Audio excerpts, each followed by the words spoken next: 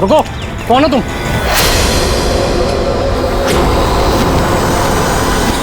तुम नहीं, यहाँ तुम नहीं हो सकते।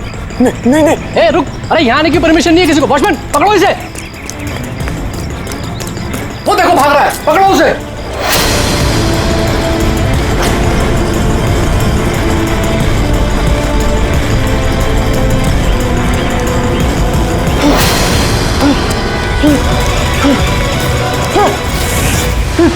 तुम यहाँ भी नहीं, तुम यहाँ नहीं हो सकते। नहीं।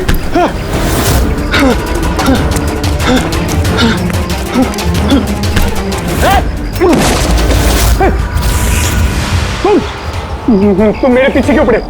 तुम मुझे मार दोगे। अरे कौन है? रुक।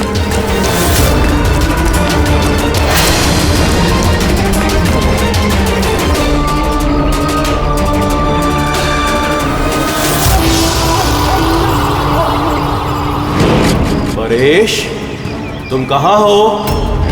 मैं तुम्हारी मदद करने आया हूं। देखो, डरो नहीं, सामने आओ। मैं तुम्हें उससे बचा लूंगा। कुछ नहीं कर पाएगा वो तुम्हारा। सामने आओ परेश।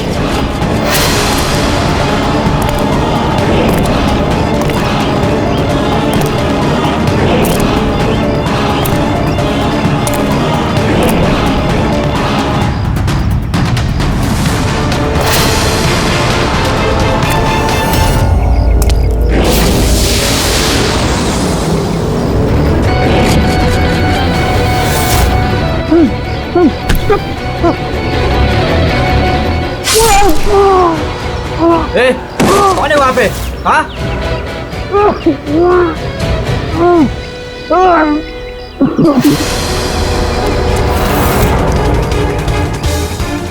अरे क्या हुआ ये सब? अरे किसने किया? बोलो, बताओ। ठीक तो हो तुम? अरे बताओ किसने किया ये सब? इंस्पेक्टर दया।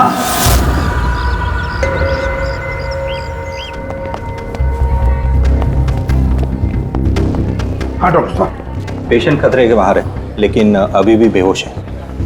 कौन है, कुछ पता चला? हाँ, इसका नाम परेश है, लेकिन अभी तक बेहोश है। होश में आने के बाद आप लोग मिल सकते हैं। ठीक है डॉक्टर साहब, थैंक यू। वैसे आपने हमें क्यों बुलाया? इनके कारण। इनका कहना है कि हमला करने वाला आप ही की टीम का है। व्हाट? क्या बकवास कर रहे हैं आप? सीआईडी का काम होता है आम आदमी को मुजरिमों से बचाना, हमला करना नहीं, समझे आप? सब सच बकवास ही लगता है, लेकिन ये बकवास नहीं है, क्योंकि पीड़ित ने खुद मुझसे कहा है। क्या बताया उसने? किसने हमला किया उस पर, बताओ। दया। व्हाट? क्या बोल क्या रहे हो? मैंने उसमें हमला किया? हाँ, उसने मुझसे यही कहा है कि आपने ही उस पर हमला किया है और आप उसे जान से मारना चाहते हो। क्या? मैं उसकी जान लेना चाहता हूँ? हाँ सर, मुझे लगता है कि आपको दया को अरेस्ट कर लेना चाहिए। हमें हमारा काम बताने की जरूरत नहीं है, समझे आप? मुझे पता था कि आप अपने कलीग का ही साथ देंगे। देखा, चोर चोर मौसेरे भाई।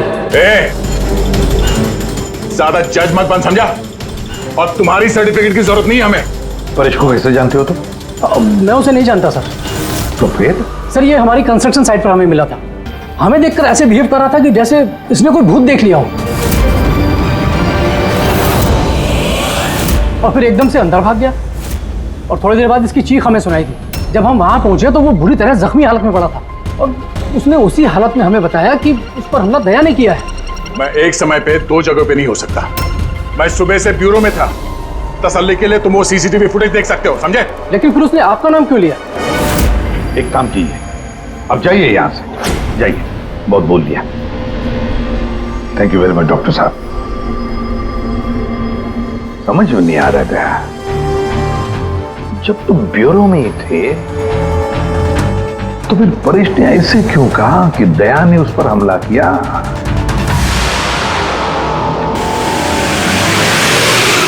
एक बात बताइए, जब आप लोगों ने यहाँ पे परेश को जख्मी हालत में देखा था तो उसके साथ में कोई था या किसी को आते जाते देखा हो? नहीं साहब, वो अकेला ही था। लेकिन सर, उसने इंस्पेक्टर दया का। पता है, उसने दया का नाम बोला। हम यहाँ वो जानने आए जो उसने नहीं बोला, समझे आप? और दया ऐसा नहीं कर सकता। सर आप इतने यकीन से कैसे कह सकते हैं कि दया सर ऐसा कुछ नहीं कर सकते हैं? जो आदमी अपनी जान दांव पे लगा के दूसरों की जान बचाता हो वो किसी का खून नहीं कर सकता। खुद से ज्यादा मुझे दया पे भरोसा है, समझे?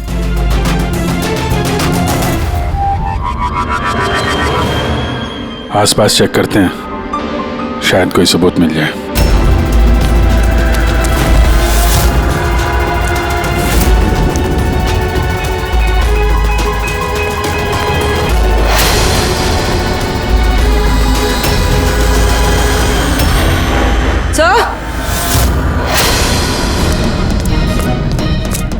सर ये देखिए। ओह नो, है कौन ये? जिंदा है। हेलो एम्बुलेंस, भैया मालमणी के पास अंडर कंस्ट्रक्शन बिल्डिंग है, वहां पे भेजो जल्दी। तुम लोग जानते हो इसे? ये तो सुबह सर है, ये 2-3 बार पहले फ्लैट देखने आ चुके हैं। लेकिन सर इसे हुआ क्या है? शायद ऊपर से गिरा है।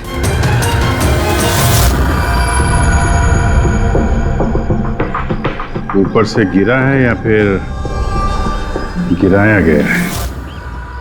पेशेंट की कंडीशन स्टेबल है, ये बहुत जल्द होश में आ जाएगी। गुड।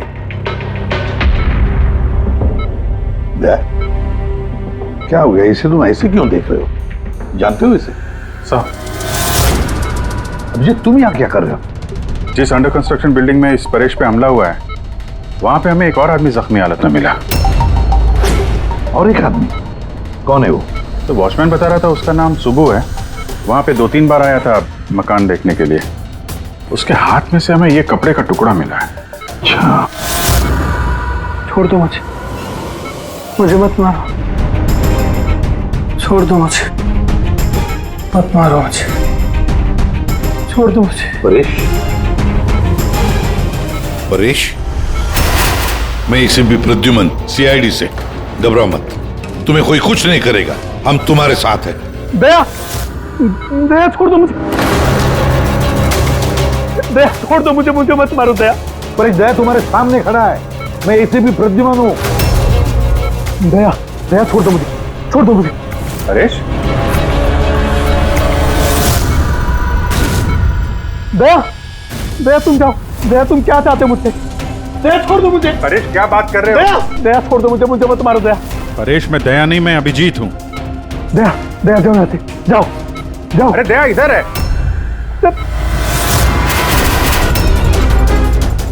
दया छोड़ दो मुझे, मुझे मत मार दो दया।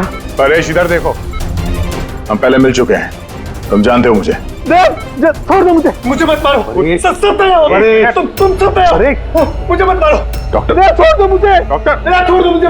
डॉक्टर साहब, देखिए ना क्या हो गया इसको? दया छोड़ दो मुझे, मुझे एक मिनट, सब दया कुछ नहीं होगा तुम्हें, एक मिनट। सब दया हो तुम, सब दया हो तुम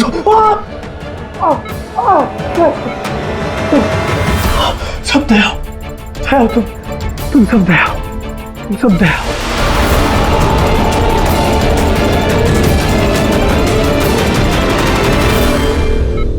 ये चक्कर है क्या? और हर किसी के चेहरे में उसे मेरा चेहरा नजर आता है। हाँ वही तो, इसलिए जब उसने उस आर्किटेक्ट को, उसके असिस्टेंट को, उस वॉचमैन को देखा तो ऐसे बर्ताव करने लगा जैसे उसने भूत देखा है। और उसके दिमाग का भूत दया तुम हो, तुम।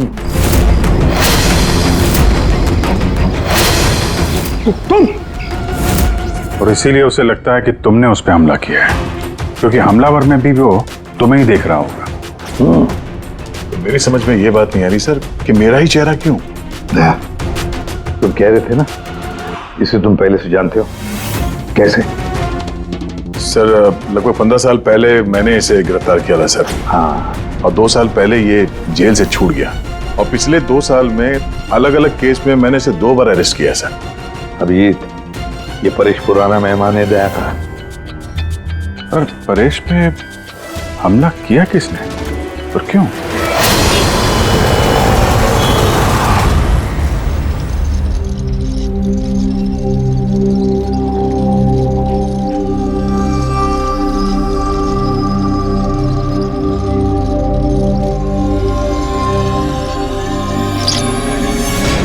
अरे मैडम जरा ध्यान से।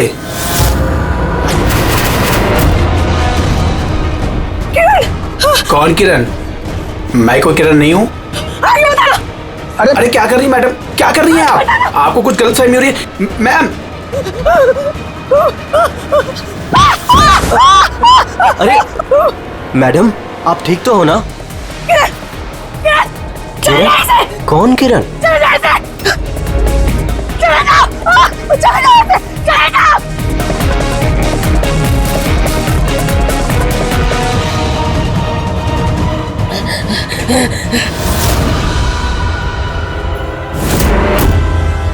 क्यों सुबह, कैसी तबीयत है तुम्हारी?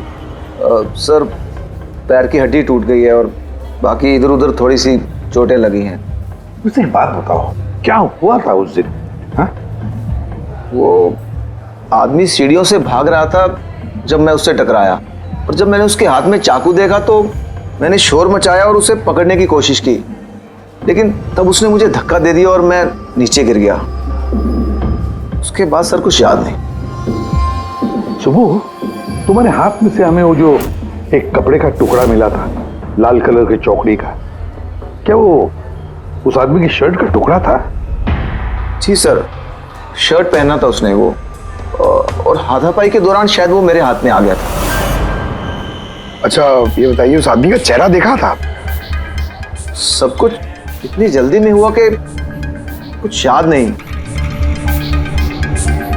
ठीक है, अब तुम जाओ, अगर जरूरत पड़े तो हम तुमसे फिर मिलेंगे, ठीक है? जी सर, थैंक यू सर। जाओ।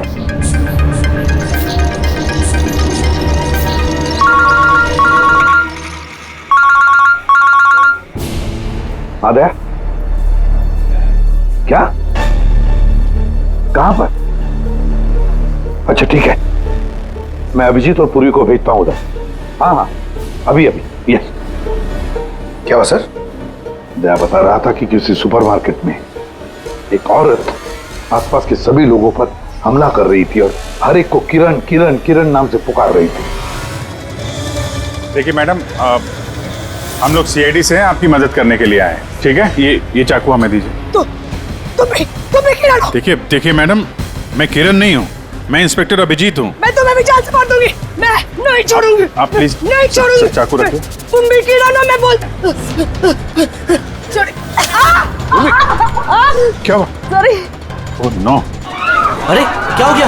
ये औरत गिर कैसे गई? क्या हुआ?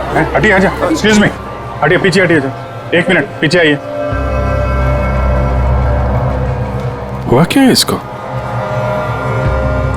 मैडम सुनिए। क्या हुआ इसे? मैडम,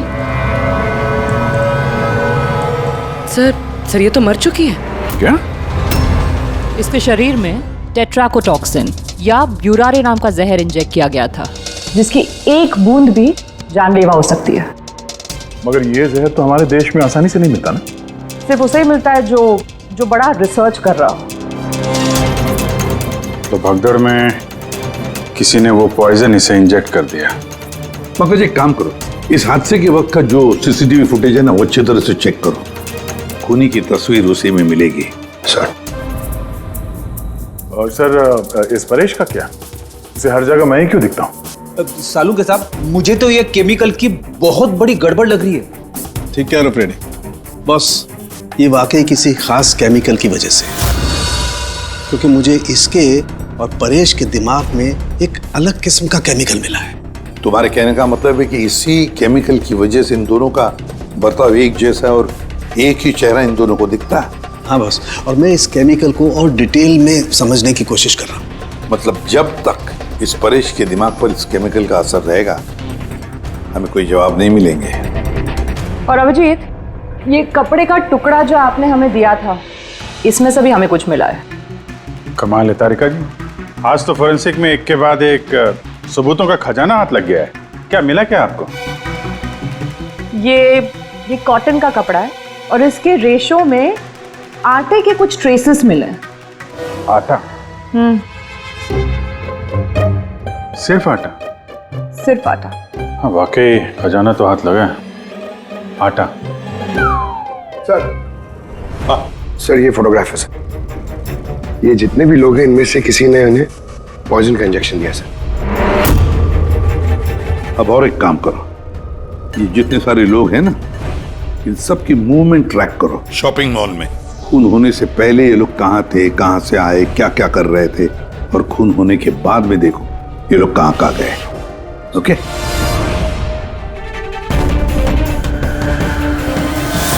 सर, मैंने इस औरत का बैकग्राउंड चेक किया। इसका नाम शिप्रा है। ये एक हाउसवाइफ थी। सर, परेश तो फिर भी एक मुजरिम है, उसके कई दुश्मन हो सकते हैं, लेकिन इसकी किससे क्या दुश्मनी हो सकती है? वजह तो कुछ भी हो सकती है पूर्वी, लेकिन एक बात कॉमन है शिप्रा और परेश के बीच में, उन दोनों के ब्रेन में वही केमिकल मिला है, तो उन दोनों का दुश्मन भी एक ही हो सकता है। इस किरण के बारे में क्या पता चला? सर, किरण शिप्रा का पति था और 2 साल पहले ही उसकी मौत हो चुकी थी। सर, किरण शिप्रा को काफी मारता पीटता भी था। कोई ना कोई बात तो है इस परेश और शिप्रा के बीच में, कोई कॉमन बात, जिसकी वजह से ये दोनों भी उस खूनी के निशाने पर आ गए। क्या हो सकती है वो कॉमन बात? क्या हो सकती है? सर, मैं परेश के पड़ोस में पिछले 5 साल से रहता हूँ, पर अजीब बात है सर, ना मैंने उसे कभी देखा, ना कभी मुलाकात हुई। और कोई नहीं है परिवार में उसके? सर, उसके पिताजी थे, जिनकी मौत तब हो गई थी जब वो जेल में था, और कोई नहीं है। सर, शिप्रा का हस्बैंड बहुत स्ट्रिक्ट था। वो उससे मिलना तो दूर, किसी से बात तक करने अलाउ नहीं करता था। इनफैक्ट वो तो उसको मारता पीटता भी था। सर, उसके हस्बैंड के डेथ के बाद ना मैंने बहुत कोशिश की कि मैं उससे बात करूं, उससे पूछूं, लेकिन उसने इंटरेस्ट नहीं रखा। अच्छा, उसका कोई करीबी दोस्त, कोई रिश्तेदार नहीं था क्या? सर, मुझे नहीं लगता कि होगा। ऐसे शिप्रा और परेश दोनों की जिंदगी में एक बात कॉमन, दोनों जिंदगी में अकेले थे, ना कोई दोस्त, ना कोई रिश्तेदार।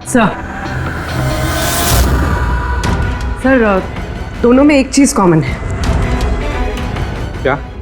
सर, हमने परेश और शिप्रा का कंप्यूटर चेक किया, तो उनकी कंप्यूटर हिस्ट्री से पता चला है कि दोनों ने ही ऑनलाइन सपोर्ट ग्रुप ज्वाइन किया था। अच्छा, ऑनलाइन सपोर्ट ग्रुप मतलब? सर, ये ग्रुप्स है जो डिप्रेशन, लोनलीनेस, ड्रग एडिक्शन और अल्कोहलिज्म में फंसे होते हैं, उनकी काउंसलिंग करता है और उनकी मदद करता है। सर, शिप्रा ने 2 हफ्ते पहले ही एक ऐसा ग्रुप ज्वाइन किया था जो शादीशुदा जिंदगी में परेशान लोगों की मदद करता है, और परेश ने अपने अकेलेपन से निकलने के लिए पिछले महीने ही ऐसा ग्रुप ज्वाइन किया था। अजीब इत्तेफाक है, दोनों ने ऑनलाइन ग्रुप ज्वाइन किया और दोनों को एक ही तरीके की परेशानी हुई। कुछ पता चला इस ग्रुप के बारे में?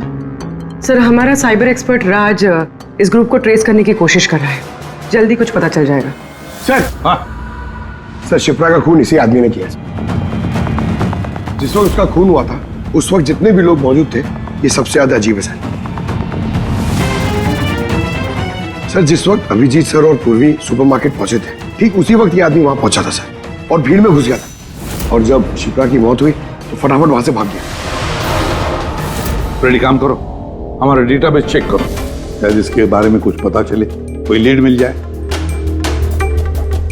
इसका मतलब है सर, ये खूनी सुपरमार्केट में कुछ खरीदने नहीं बल्कि शिप्रा को मारने के लिए आया था।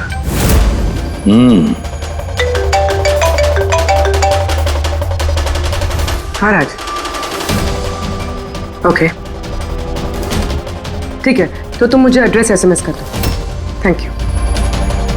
सर, साइबर एक्सपर्ट राज का फोन था, उसका कहना है कि ये दोनों ग्रुप्स एक ही IP एड्रेस से बनाए गए हैं। एक ही कंप्यूटर से? हाँ सर। IP का एड्रेस मिला है?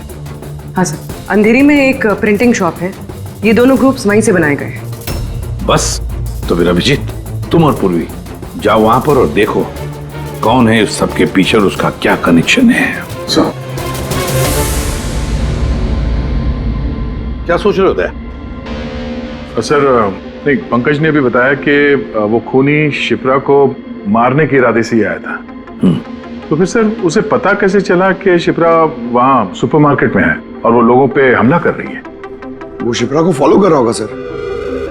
अगर फॉलो कर रहा था तो अभिजीत और पूर्वी के वहां सुपरमार्केट में पहुंचने से पहले वो मार के निकल जाता, बाद में नहीं मारता उसे। अभिजीत को सुपरमार्केट पहुंचने में 20 मिनट लगे और खूनी को भी वहां पहुंचने में 20 मिनट लगे, तो इसका मतलब है दोनों को भी खबर एक ही वक्त पहुंची थी। तो कहीं ऐसा तो नहीं कि इंफॉर्मेशन खूनी को हमसे ही गई हो? हमारे यहां से इंफॉर्मेशन? हाँ, हो सकता है। क्या कहीं ऐसा तो नहीं कि जब हम परेश को देखने गए थे हॉस्पिटल में, उस वक्त खूनी वहां पर मौजूद था और उसने मेरी बातें सुन ली हो? अरे खूनी हॉस्पिटल में कर क्या रहा था? क्या परेश खूनी के हाथों पहले तो बच गया था। हो सकता है खूनी अपना अधूरा काम पूरा करने हॉस्पिटल आया था, परेश को खत्म करना चाहता था इसलिए।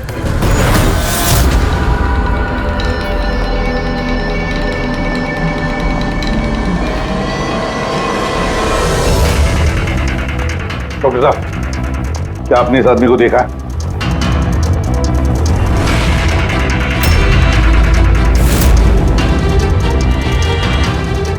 भाई साहब, ये आदमी को देखिए जरा, इस हॉस्पिटल में इसको देखा है कहीं? हाँ हाँ, इसको तो मैंने देखा है। कहाँ देखा है? वहाँ वेटिंग रूम में।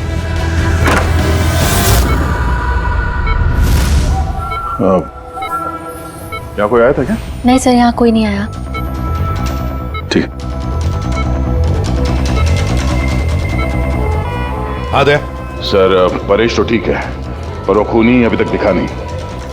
कहीं तो छुप कर बैठा ही है दया, सही वक्त का इंतजार कर रहा है। वेटिंग रूम में भी चेक किया सर, वहां भी कोई नहीं है। तो यही पता है, पर कहाँ छुप कर बैठा है ये?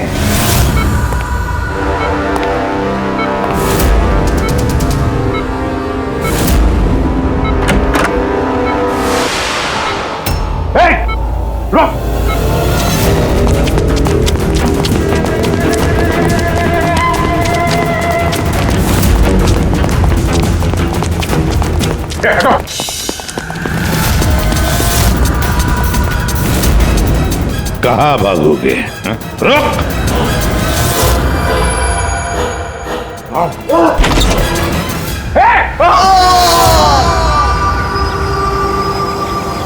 My God! हाँ भाई, क्या मिला? सर ये दोनों साइड डिलीट किए जा चुके हैं, अब वो ऑपरेशनल नहीं है। मतलब अपराधी ने सबूत मिटा दिया? जी सर, पर सर कुछ इंटरेस्टिंग चीजें मेरे हाथ लगी है। क्या? ये देखिए सर, इसी आईपी एड्रेस से, इसी कंप्यूटर से उस तरीके के 6 और ऑनलाइन सपोर्ट ग्रुप बनाए गए हैं। तो लोगों को फंसाने के लिए ऐसे कई ग्रुप बनाए गए हैं? बिल्कुल सर। सर बाकी ग्रुप डिटेल में चेक कर लेता हूँ। मतलब सर परेश और शिप्रा के अलावा और भी कई लोग हैं जिन्हें इन लोगों ने फंसाया है। मगर सर मकसद क्या हो सकता है इस तरह से साइट बना के लोगों को टारगेट करने का? वही केमिकल से रिलेटेड कुछ होगा। ये कुछ मिला रजिस्टर में? हाँ सर। सर पिछले 3 महीनों में 85 लोगों ने एक कंप्यूटर यूज किया है। सबकी डिटेल्स चेक करनी पड़ेगी। ठीक है सर ये देखिए, 6 में से 5 ग्रुप डिलीट किए जा चुके हैं, लेकिन अभी भी एक सपोर्ट ग्रुप एक्टिव है और अभी भी उसे कोई ऑपरेट कर रहा है। Enhancing the life of lonely people, मतलब साफ है, ग्रुप बनाया जाता है, तना लोगों को फंसाया जाता है और बाद में ग्रुप डिलीट। तो अब उन्हें एक और शिकार की जरूरत है। एक आइडिया है पूर्वी? कुछ पता चला इस आदमी के बारे में? फिलहाल तो कुछ नहीं। वॉलेट के अलावा इसके पास कुछ भी नहीं मिला है, मोबाइल फोन तक नहीं। तो हमारे पास कोई सुराग नहीं है। दया, ये केस दिखता उतना सिंपल नहीं है, बहुत बड़ा षड्यंत्र है ही है। कई सारे लोग इसमें इन्वॉल्व है। ये तो इस खेल का मोहरा लग रहा है सर, वो भी भाड़े का। और इस केस का मास्टरमाइंड अभी भी आजाद घूम रहा है, अपने नए शिकार की तलाश में होगा। जल्द से जल्द ढूंढना होगा सर इसे। हाँ पंकज, आराम से। बस खड़े। ये क्या ही था उनके? सर आप ये क्या खेल खेल रहे हैं पंकज के साथ? नहीं नहीं, ये कोई खेल नहीं है।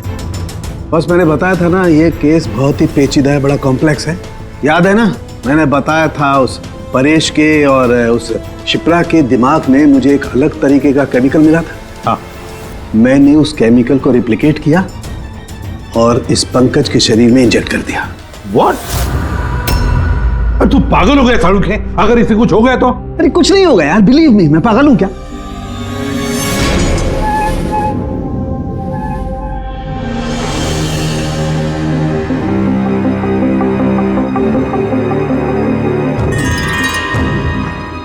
पंकज, अब आंखें खोलो, देखो तुम्हारे सामने कौन खड़ा है। तो फ्रेडी सर है। ग्रेट, ये फ्रेडी सर है ना? अब इस तरफ देखो पंकज, यहां कौन खड़ा है?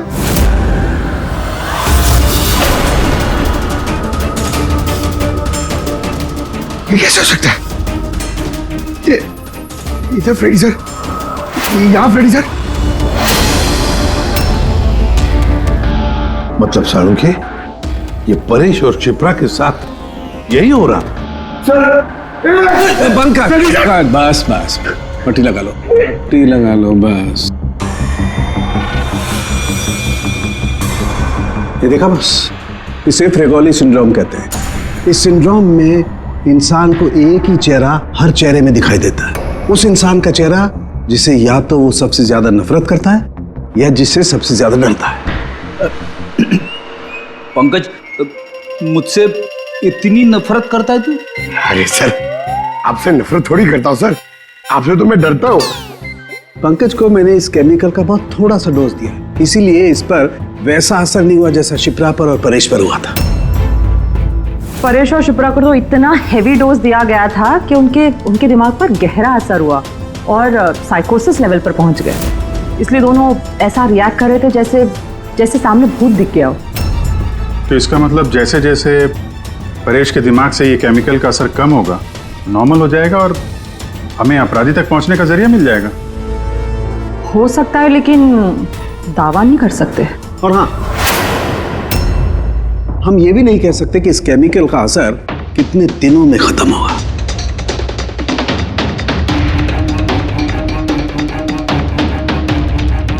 अगर हम परेश के ठीक होने का इंतजार करेंगे तो बहुत देर हो जाएगी।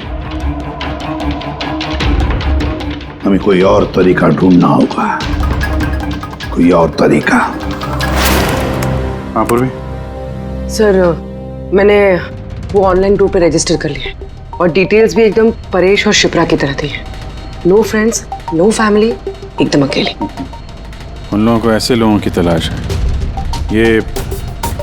ये तुम्हारा ट्रैकर, इससे पता चलता रहेगा तुम्हारे मूवमेंट के बारे में। और ये तुम्हारा कैमरा।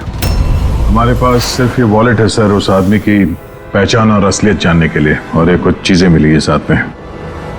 पेट्रोल पंप का बिल, ये होटल का मैच बॉक्स, खरीदा हुआ मैच बॉक्स, ये नंबर किसका? ये सेलफोन लगता है किसी?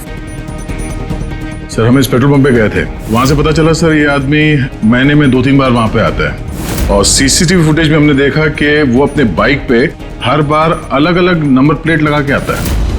हाँ, और पेमेंट कैश में करता है। और सर, ये मैच बॉक्स जिस होटल का है वहाँ पे भी हमने पूछताछ की। वो आदमी महीने में 5-6 दफ़ा खाना खाने आता है और पेमेंट भी कैश से करता है। सर, ये नंबर के बारे में आप पूछ रहे थे सर, ये बार में एक लड़की है जो काम करती है, उसका है। वो कह रही थी कि उस आदमी का नाम अशोक है और 1-2 बार उनसे बात हुई है, फिर वो गायब हो गया सर। मतलब हमारे पास इस अशोक के बारे में सिर्फ इतनी इंफॉर्मेशन है। एक काम करते हैं, ये सारी जो लोकेशंस है ना, पेट्रोल पंप, बार और ये होटल, देखते हैं कहाँ कहाँ पर है। जरा मैप दिखाओ।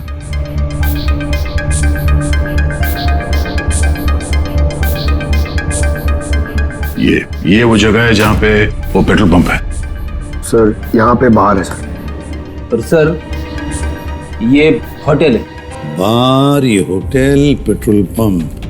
दया सर, ऐसे नहीं लगता तुम्हें? देखो ना, ये सारे के सारे लोकेशंस 1 किलोमीटर के दायरे में है यहाँ से।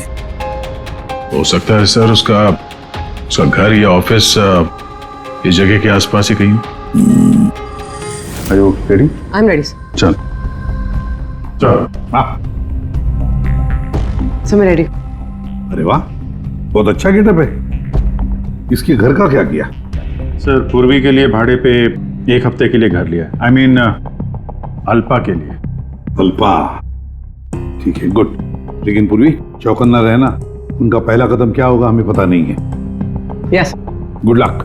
Thank you sir. अब एक काम करते हैं, इस 1 किलोमीटर के दायरे में इस अशोक का फोटोग्राफ दिखाते हैं, सबको दिखाते हैं, शायद कोई निकले जो इसको जानता हो।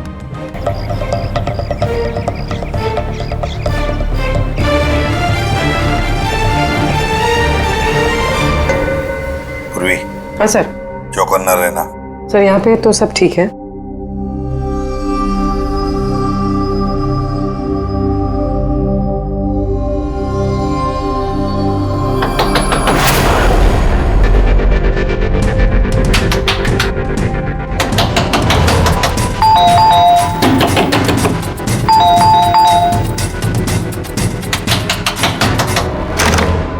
जी कहिए। वो मेरे पीछे ना कुछ गुंडे पड़े, मैं अंदर आ सकती हूँ प्लीज? 1 मिनट।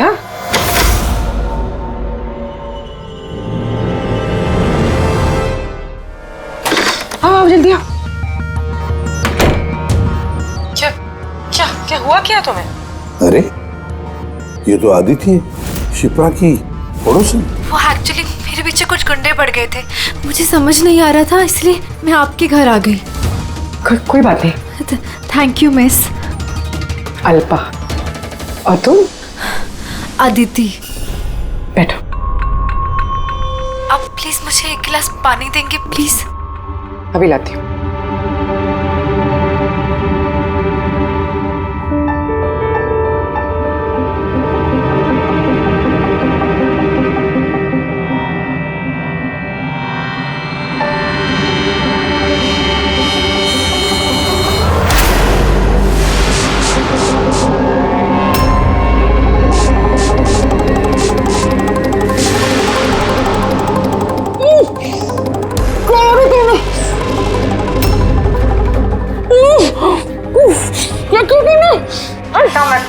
कुछ ऐसा नहीं किया, ज्यादा दर्द नहीं दूंगी तुझे मैं। पूर्वी,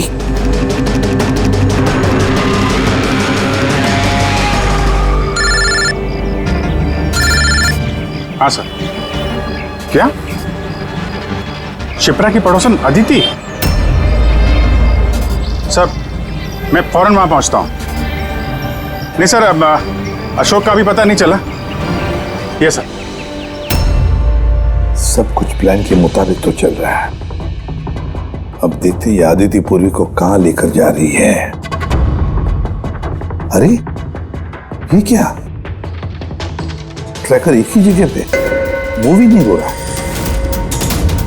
कहीं ऐसा तो नहीं उन लोगों को ट्रैकर के बारे में पता चला हो, निकाल कर फेंक दिया हो? माय गॉड, अब तक पहुंचेंगे कैसे इन सब तक?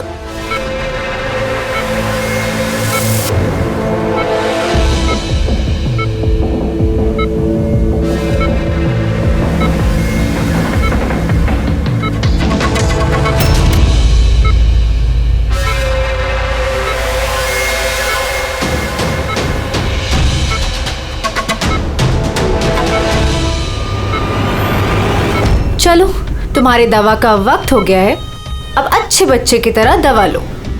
और तुम बिल्कुल भी टेंशन मत लेना, तुम्हें ज्यादा दर्द नहीं दूंगी। कौन है तुम? छोड़ो मुझे, छोड़ो मुझे। चिंता मत करो, मैं तुम्हें दर्द नहीं दूंगी। छोड़ो मुझे।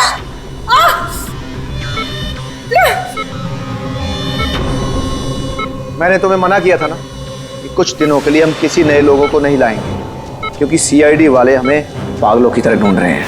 हमारी कोई भी लापरवाही हमें बहुत महंगी पड़ सकती है। सर अदिति का घर बंद था, दरवाजा तोड़ के हम लोग अंदर भी घुसे पर कुछ हाथ नहीं लगा सर। इस अशोक का भी कुछ पता नहीं चल रहा है। सर ऐसा लग रहा है हमारे लिए सारे रास्ते बंद हो गए। नहीं फ्रेडी, हमारे लिए कोई रास्ता बंद नहीं होता, हम सीआईडी वाले रास्ता बनाते हैं। सर वो लोग कहीं पूर्वी को केमिकल इंजेक्शन ना दे दे। नहीं, कुछ नहीं करेंगे वो लोग, पूरी को कुछ नहीं होगा। कोई तो बात हम मिस कर रहे हैं, कोई तो बात है जो हमसे छूट रही है, पर क्या क्या हो सकती है वो बात? सर वो कपड़े का टुकड़ा जो हमें सुबह के हाथ में मिला था? उसके रेशे में आटा मिला था हमें। हाँ सर, आटा। जब मैं अशोक के बारे में रोड पे लोगों से पूछ रहा था, हाँ, तो वहां पे मैंने एक आटा की चक्की देखी थी और उसके पीछे एक पुरानी बिल्डिंग भी है। तो फिर जरूर वो आदमी जिसने परेश पर हमला किया उस आटे की चक्की के आसपास ही रहता होगा, इसीलिए तो उसकी शर्ट पर आटा आ गया।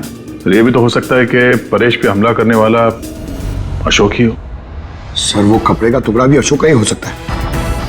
ये भी हो सकता है कि परेश पे हमला करने वाला और ये अशोक दोनों एक गैंग के लिए काम करते हो और वो गैंग आटे के चक्की के आसपास होगा। सबके सब आटे के चक्की के आसपास ही हो गया अभिजीत, और पूर्वी को भी उस चक्की के आसपास ही रख।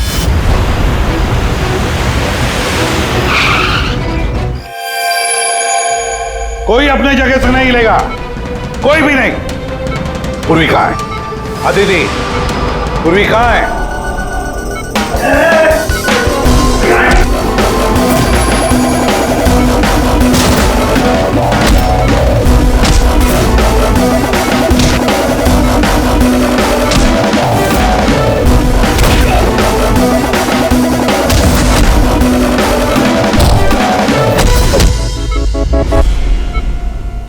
सब नर्सेज और डॉक्टर इस तरफ आ जाओ। चले। चलो तुम भी जल्दी।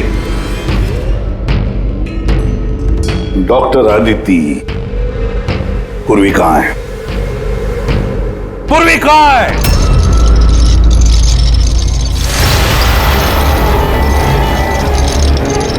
तुम्हारी पूर्वी मेरे पास है एसीपी। सुब्बू तुम? हाँ मैं, जिसे तुम लोग यहां वहां खोज रहे थे ना, वो तुम लोगों के साथ ही था।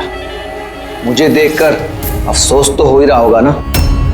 मुझे पता था सीआईडी कोई भी काम अधूरा नहीं छोड़ेगी, इसलिए मैं अपना हर कदम फूंक फूंक कर रख रहा था। लेकिन इस अदिति की बेवकूफी की वजह से सब गड़बड़ हो गया और मुझे फंसाने के लिए तुमने अपने इस ऑफिसर को मेरे पास भेज दिया।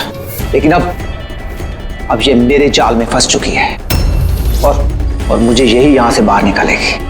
तुम्हें क्या लगता है पूर्वी की आड़ लेकर तुम हमसे बच जाओगे?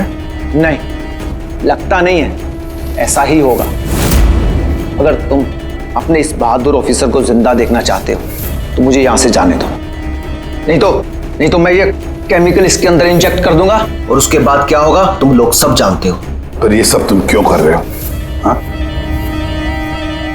अपने बेटे रवि के लिए। अपने बेटे के लिए? हाँ, मेरे बेटे को पार्किंसन नाम की बीमारी है।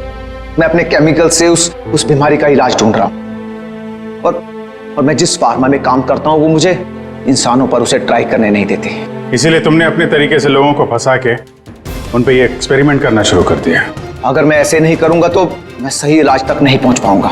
कैसे पता चलेगा मुझे कि इन केमिकल्स का इंसानों पर रिएक्शन क्या होता है? और इसीलिए तुम सपोर्ट ग्रुप में ऐसे लोगों को टारगेट करते थे जो अकेले रहते थे, ताकि अगर वो गायब भी हो जाए तो किसी को भनक ना लगे और तुम उन पर अपने एक्सपेरिमेंट्स आराम से करते रहो। हाँ?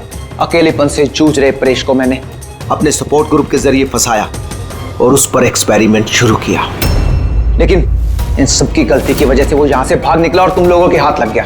नहीं तो मेरा प्लान कभी फेल नहीं होता। तभी तुम उसकी जान के पीछे पड़े हुए थे। मैं तो उसे उस अंडर कंस्ट्रक्शन बिल्डिंग में ही मार डालता, लेकिन वो आर्किटेक्ट बीच में आ गया। वहां तुम भी तो जख्मी हालत में मिले थे, ये क्या चक्कर है? परेश को जैसे ही मैंने चाकू मारा मुझे लोगों की आवाज आई और मैं वहां से भागना चाहा और हड़बड़ी में तुम्हारा पैर फिसल गया और तुम सीधे नीचे गिर गए। मैं तो वहां से भी भाग जाता, लेकिन मेरे टूटे हुए पैर की वजह से मैं भाग नहीं पाया। और इसीलिए तुमने विक्टिम होने का ढोंग किया ताकि तुम सेफ भी रहो और किसी को तुम पे शक भी ना हो। और तभी तुम लोगों की नजर मुझ पर पड़ी। और शिप्रा का क्या? उसे तो तुमने किडनैप नहीं किया था, वो तो सुपरमार्केट में घूम रही थी। सपोर्ट ग्रुप में से अदिति ने शिप्रा को चुना और हमने डिसाइड किया कि हम उसे किडनैप नहीं करेंगे और चुपचाप ये ड्रग देते रहेंगे। खिलाड़ी तो तुम शातिर हो पर थोड़े कच्चे हो, नहीं तो हमारे लिए सबूत नहीं छोड़ते तुम। याद है ना तुम्हारा वो शर्ट, उसका एक टुकड़ा, कपड़े का टुकड़ा, उस पर जो आटा लगा था ना, बस उसी के जरिए हम तुम तक पहुंच गए।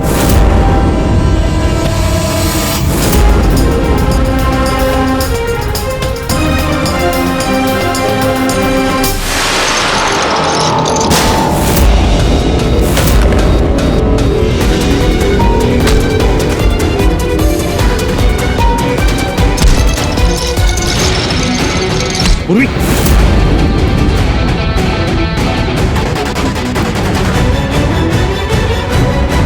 पूर्वी देखो। हाँ, क्या किया तुमने सुब्बू? कभी सोचा है? हाँ? अपने बेटे को बचाने के लिए तुमने न जाने कितने लोगों की जान दांव पर लगा दी, पर यह नहीं सोचा ना कि सही क्या है गलत क्या है। तुम्हारे बेटे को तो हम अच्छी से अच्छी ट्रीटमेंट दिलवाएंगे, मगर तुम्हें जेल की सलाखों के पीछे बिठा देंगे। शायद फांसी का ऑर्डर भी आ जाएगा तब तक।